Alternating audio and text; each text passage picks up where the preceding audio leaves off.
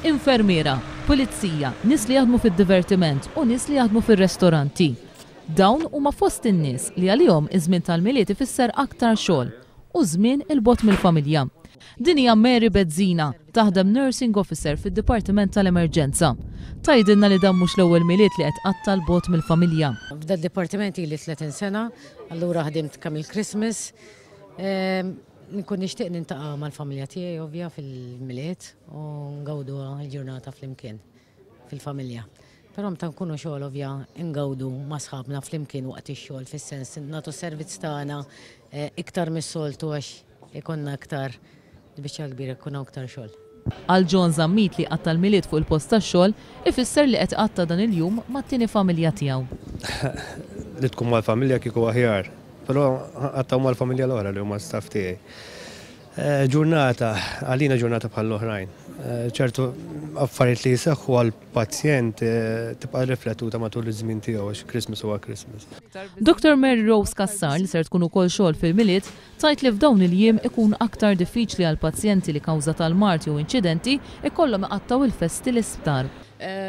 Huma żminijiet ta' ferħ, allura meta jkollna nagħtu bad news jew ikollna disgrazzi jew ikollna mwiet inħossuna iżjed diffiċli. U ovvjament we are human beings bħal nies kollha u nħossu iżjed.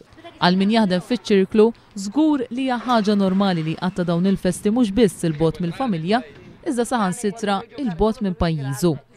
No, altre volte abbiamo festeggiato Natale in altri vari paesi, per noi è una cosa normale perché siamo girovaghi e giriamo tutto il mondo. Per noi dove il circo è la nostra casa. Fil-waqt li kull min jaħdem f'restorant u mdorri jara li l-ħaddieħor jiekol mal-familja, fil-waqt li hu ikun xogħol. Familja huwa sodisfazzjon li nista' nofri servizz u tip ta' ambjent fejn nies jieħdu gost f'din il-ġurnata forsi speċjali iktar minn ġranet oħra. Però għalija issa ċina il-miliet iċċelebrajtu ġa. Marra ġel tiegħi, morna nieklu speċi kienet ċelebrazzjoni tal-miliet, ma nemminx li hemm għalfejn tkun neċessarjament fil-ġurnata tal-miliet.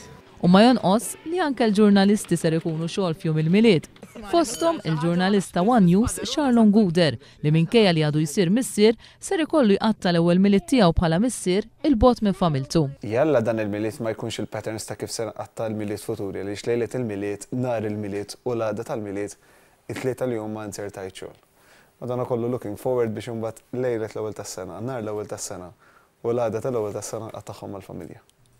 One News jawgura l-miliet it-tajjeb lil kulħadd, kemm lil dawk li ser iqattawh mal-familja kif ukoll lil dawk kollha li ser ikunu impenjati fuq il-post tax-xogħol.